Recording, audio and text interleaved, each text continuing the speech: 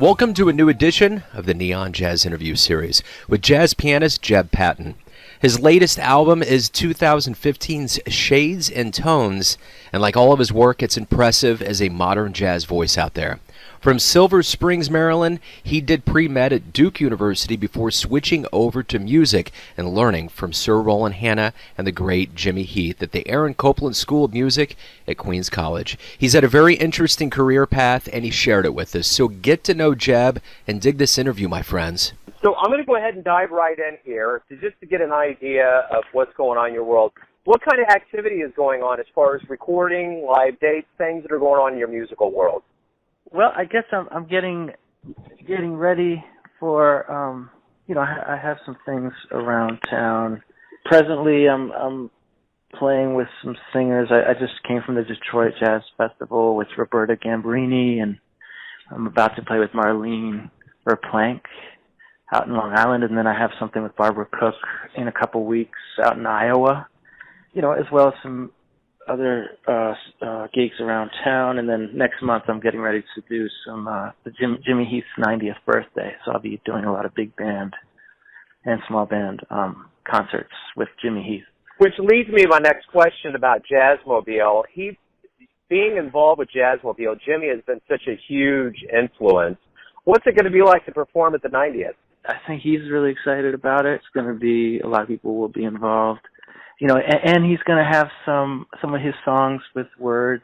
We did a project with Roberta Gambarini, so it's going to be like big band, small band, vocal versions of his tune.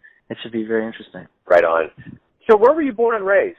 I was born in Washington, D.C., but I was raised, in the suburbs in Silver Spring, Maryland. Okay. What was it about your childhood that got you so interested in jazz and more specifically just in a broader range with music? My father played sort of for fun, so my brother and I wanted to take piano lessons from an early age. But, I come from mostly a classical background. When I was going to college, I was thinking about going to Peabody or something like that, or a music school. Or I was thinking about just going... I ended up not going to music school. But, my background isn't really, I didn't really find out about jazz until 10th or 11th grade through some friends through my, a father of one of my good friends who had a big Coltrane record collection. Is that safe to say those were the first seminal albums in your jazz listening that really kind of bowled you over with Coltrane? Yeah, I would say so. Yeah, and I know I had this compilation tape. It was like a cassette tape. One side was Ray Draper with Coltrane, the tuba player, and the other side was Echoes of an Era, which I believe is like a compilation where it had songs like Exotica and Like Sunny and that period with McCoy. And then later in 12th grade, a friend of my mom's got me involved with Bud Powell, listening to those records. So I really fell in love with that when I was sort of a freshman in college. So when you hit that stride and really got into jazz and started hitting high school and college, was it a foregone conclusion that you were going to follow music as a career path, or did you have other aspirations? Wow. No, it's kind of funny. I didn't end up going to music school, so and music was, I was doing classical competition, local stuff around Maryland, and it was just something I was doing on the side, and I ended up going to Duke University, sort of thinking I'd do pre-med or something like that, but I got there, and I did about a year and a half of that, but then I met Paul Jeffrey, who was a big influence on me. He really got me involved in writing for big band, and we were doing concerts all the time. So I sort of became, I sort of changed in college. Not thinking that I'd really, I was just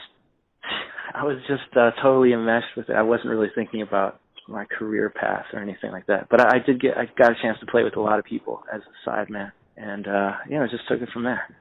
So when you were done with college, where did you go? Did you go to New York, or what happened after that? I followed my friend Todd Bayshore, who is a great saxophone player, and he was going to Queens. And so I just immediately went to Queens College after I finished Duke to meet Jimmy Heath and Roland Hanna. started from there. So I went to the Queen's program after Duke. Right on. So how long did it take for things to really start happening in New York? For you to start really getting a lot of gigs and playing with cats? How long was that? Interesting question. I feel I was very lucky in a way. I was lucky enough to meet Jimmy at a time that he was sort of retiring from Queens, going on the road. So I got a chance to go with him and his brothers to travel right after I finished Queens College. So that was a big opportunity for me. And also I started playing a lot at this place called Cleopatra's Needle, where I met people like Julius Tolentino and Jeremy Pelt, Michael Rodriguez, and a lot of people like that who were just, were just coming to town around the same time. As far as a lot of gigs, that's a hard question. It's piecing things together, a little bit of this, a little bit of that. I spent a lot of years in Queens and doing gigs out in Long Island and, playing for some singers, kind of trying to become adaptable, I guess. Early on, I was still doing sort of some classical stuff. I was part of this chamber group in Chicago, doing some new music.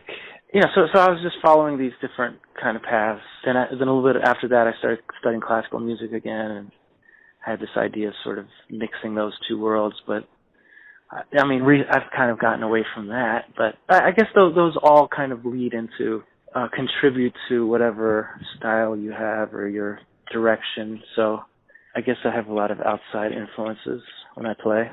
Yeah, and, speaking of outside influences, you're obviously in the cradle of jazz in New York, but when you go out and step out to a country like, Italy, Monaco, Portugal, what does travel do to enhance your music voice? How does it add to who you are and what you're trying to say? I think I just hear stories about, like, the Art Blakey band, bands that would go on the road for playing one place for 30 days at a time.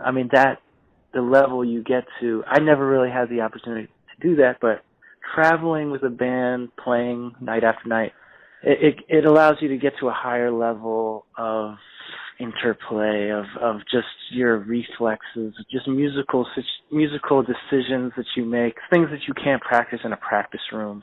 You can only get from, like, going out on the road or just being in New York, playing a lot of gigs night after night, I think is something that helps your musicality. It doesn't have to be necessarily abroad, but just the act of playing with people night after night is very helpful. I wanted to kind of backtrack on what you were talking about Queens College with Sir Roland, Hanna, and Jimmy Heath. Is there advice, things that they gave you that you remember to this day before you climb into a studio or get on stage that just kind of resonates really well with you? I guess, Jimmy and also Percy, Heath, and Tootie for that matter, they're really very supportive, very encouraging, and they always say, well, you got to just play your little songs, meaning don't try to be another person, be who you are, and if you can just get into that mind setting, it can really help with a lot of different psychological problems that might come your way. And Roland, Hanna was, and Jimmy he was telling me about one of his favorite phrases on the plane coming back from Detroit. What was good is good. He likes to say that. So it's a nice, having the feeling that you always have to be new, and what's new and it equals innovation, but that's not really necessarily true. I've always been impressed with Jimmy being so open to new, modern ideas, but at the same time, they stress the importance of being grounded in the history. It can help you. If you know about the history, you can know about the future, that kind of thing. Yeah. How did you get involved with Jazzmobile? I guess through Jimmy, mostly through Jimmy and his small band, and I get gigs with him, and as well as with his big band. So what have you gotten from Jazzmobile? How has it treated you? Oh, wow. Well, that's a great community. You know what? I think I have some great memories of playing on stage at, like, Grant's Tomb, and just the audience reaction and the energy. And I have a memory playing with Frank West at Jazzmobile concert. And it's just, it's just a community feeling, and a feeling of support and encouragement. You know, since that move to New York, you played with some pretty heavy hitters: Jimmy Cobb, Lewis Nash, Rufus Reed. There's a lot of names. So my question is this: from all of these folks that have such mileage in their rearview mirror, what do you learn from veterans? What do you take away from their craft and what they do on stage? I guess it's just an energy. It's just a feeling of a lot of those veterans. They have such a great feeling when they play because music is so precious to them, and they really are able to convey that to an audience. And a lot of those, you know, the great masters, they're incredible performers as well as being incredible musicians. Like the way they carry themselves on and off stage and just their whole aura is something to be inspired by and try to emulate, I guess. Hey, you know, you are a very key voice that's going on in modern jazz these days. So let me ask you this. What is your voice? What conversation do you like to have on stage when you get up there and play? I want to create an environment that, like up on stage, where it's fun, like there's a feeling of having fun, and there's a feeling of, you know, maybe some tradition at least as an outline, and then having things happen in the moment that doesn't sound overly rehearsed. And I got a chance to do some trio gigs last year or earlier this year, abroad, and one in particular with Lewis Nash and John Weber in Switzerland, and that was really fun. I mean, I really appreciated what they bring such a powerful voice to what they do. It just made the music so much more joyous, I guess. I mean, when you're playing with those kind of guys, it sort of lifts you up. And so I just want to have a feeling of something that's lifting, a feeling of like lifting you up, but also accessible, I guess. Accessible, not too overly complicated or intellectualized, and something that still has a beat to it and still has sort of a jazz foundation to it. And I still feel like it's fresh music to even if you're doing like a kind of a traditional trio situation where you're, the piano is playing the melody and the bass player's walking and the drummer's playing a swing rhythm. I still feel like there's a lot in there that's, that it's not like totally like that's a realm that still can be explored, and you don't have to necessarily purposely try to do something different just to be different for the sake of being, I don't know, the feeling of swing is still pretty strong. Can be pretty strong. I mean, it's still alive and well. Yeah, absolutely. I agree. So let's talk a little bit about your career. You start out in Maryland, you move your way to Duke, you go on to Queens College, you play with a lot of cats, you've done a lot, you've traveled a lot. How do you feel about your career trajectory, where you're at today and where you came from, when you look back on your career right now? I just feel like I'm going, just month to month. I mean, I do feel like nowadays I'm heading toward this more and more teaching, more of the educational direction of things. I got these 2 books out that, that kind of, it took up a lot of my time in the last couple of years. I guess I feel like my career might be going in that direction slightly, which I don't feel bad about. I mean, I feel like I'm trying to get better at that, teaching young people about the music, and I enjoy that a lot. So as far as a career, like to make it or to become successful, I don't really have that incredible drive of I'm going to make it. I don't really feel, like a career trajectory in the traditional sense. Let me do this and this, then maybe my career will be, maybe I should have more of that feeling of if I do this and this, then it'll be good for my career. I need to think about that more. I'm a little too disorganized and laid back for that kind of stuff. You know, I do enjoy a lot of different aspects of it. I don't feel like I have to, you know, be a soloist necessarily and be like, I feel like my career could go in different, it doesn't necessarily have to go in that path of becoming a soloist or you know, head of my own trio all over the world. I mean, that would be great. Just trying to take it one step at a time. So you mentioned Bud Powell, you mentioned John Coltrane. You know, we're only really as good, I think, sometimes as the shoulders we stand on. So I want to ask you this: who would you consider your jazz heroes? Well, one, I'm going to have to say Sir Roland Hanna, just the way he thinks about music. I really, that's one of my heroes. I'll definitely say McCoy Tyner, even though I myself, I'm not like a expert in that style. I don't, but he's definitely one of my heroes. I'll say Phineas Newborn, Barry Harris, Bud Powell, and Horace Silver. I mean, I don't know. That's hard. I could keep on going from there, but I guess I'm really moved by Phineas Newborn, Art Tatum, and Bud Powell. Sure. Well, let's whittle things down a little bit here, and let's get kind of magical a little bit. And if you could get into that Jazz DeLorean, and you could go back in time, what year would you go to, and who would you want to see live? Oh, wow. Okay. You know, maybe I would go. I think I'd like to go to maybe the late 50s, early 60s. And see the band, you know, see maybe Horace's band or the early 60s, and maybe see Phineas Newborn play live at that time period, during that time. So let me ask you this, it's just kind of a generic question, but why do you love jazz? It allows you to be on a team, to, you know, to help, you know, sort of have this team energy and to create something new every time you play.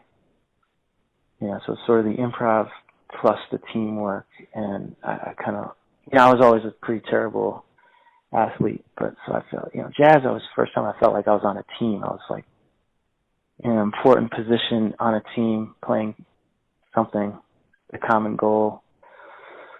The goal being, you know, just to make the music feel good for the soloist, and, you know, I like that about jazz. I mean, I guess other music has that too, but then jazz has the added component of improvisation in the moment, doing things differently, not being locked into a certain thing that's written.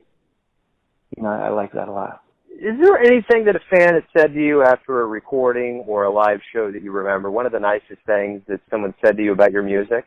I can't remember the exact words or anything, but I mean, just someone that's been really touched by it, that it meant a lot to them to be there in that moment at the time, you know. So, you know, I've had that happen even in, like, not a big gig, like some little bar or something, and someone that's really touched by the music, you know, and that's makes it, you know, worth it. So everybody has a version of who Jeb is.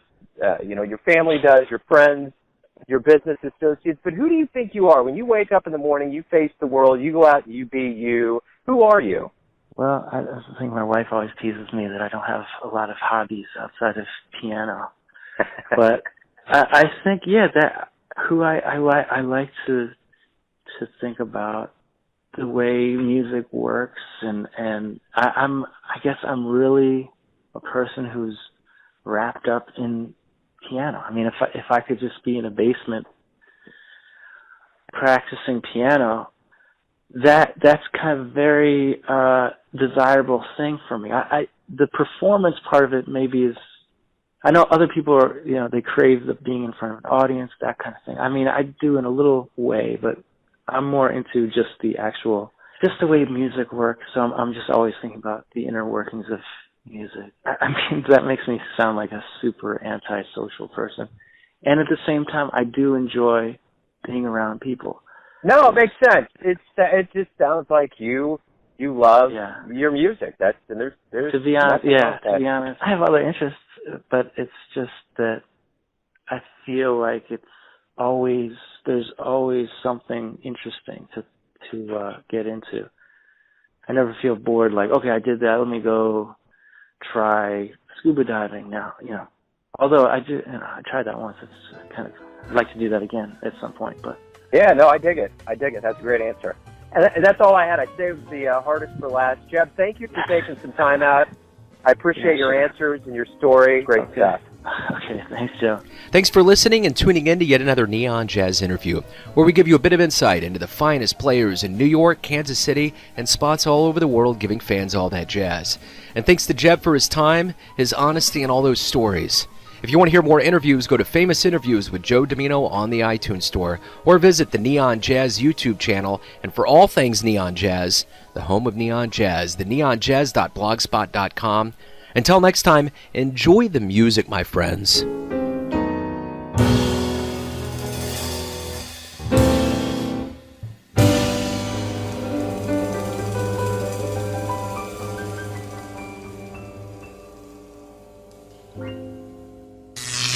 Neon Jazz.